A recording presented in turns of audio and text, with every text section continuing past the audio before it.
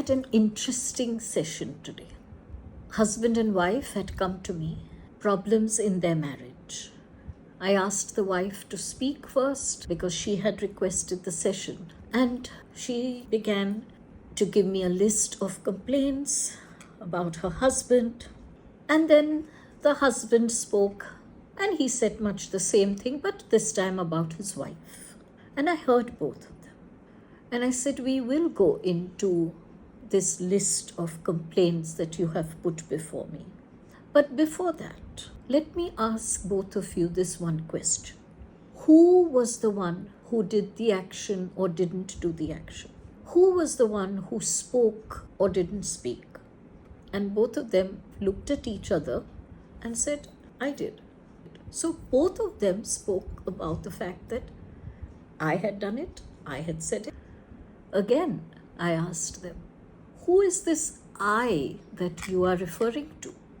Now, both have been my clients for a while. So when they looked at my face and heard my question, they instantly understood what I meant. I was asking them, who was this I?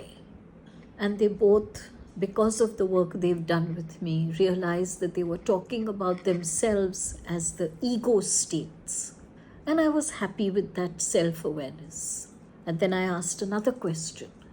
If you had spoken or acted as spirit in this very situation, this tumult, what would you have said or done in your spirit state, not in your ego state? And I gave them a few moments to gather their thoughts, to write down their answers individually. And I was amazed by the answers that they had written. And this was all within the first 10 minutes of the session. And I said, would you look at your husband and read out what you have written? And would you look at your wife and read out what you have written? And they did so. And I could see that in that writing and in that reading to each other, their ego states began to dissolve. And I said, now we do not need to address your complaints because you know your answer. What we do need to address is, given these set of circumstances, what was the trigger or what were the triggers that brought up your ego state so strongly for both of you? And for the next 30-35 minutes of the session, we had a session of self-awareness. The situation remains the same. There are often times when we cannot change those parameters. They are not in our control. What about those parameters? What about those situations provides us with the triggers that makes us slip into our ego states so forcefully, so emphatically?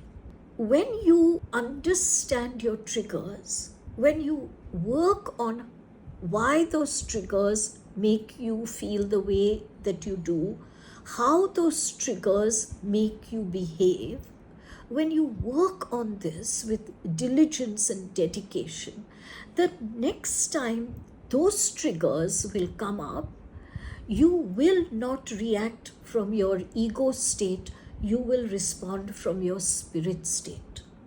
Of course, there may be a fresh set of circumstances which will provide you fresh set of triggers, and once again, you and I may react from our ego state, and that is fine.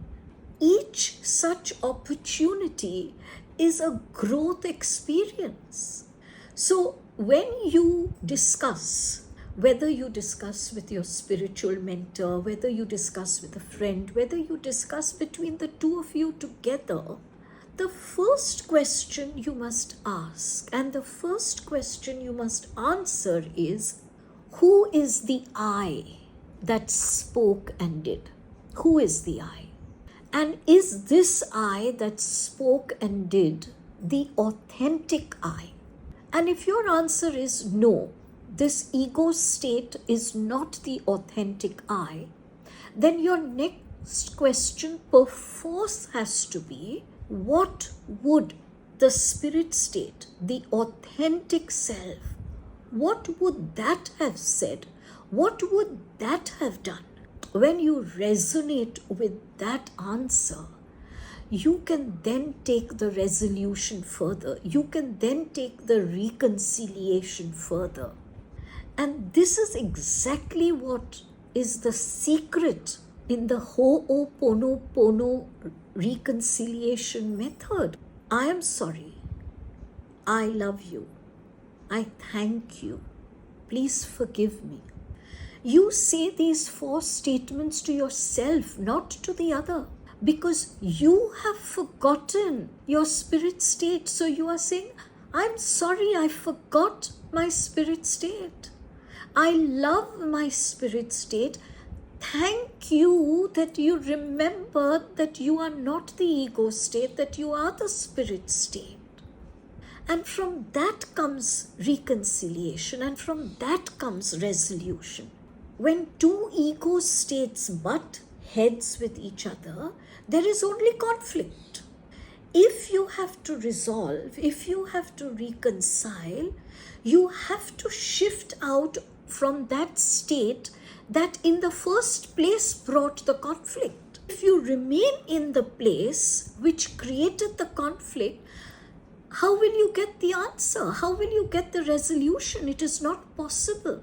You have to shift out of that space into another space that facilitates resolution, that facilitates reconciliation, that facilitates understanding. And that state is only your spirit state. Try it the next time. You may be so pleasantly surprised at how quickly it works.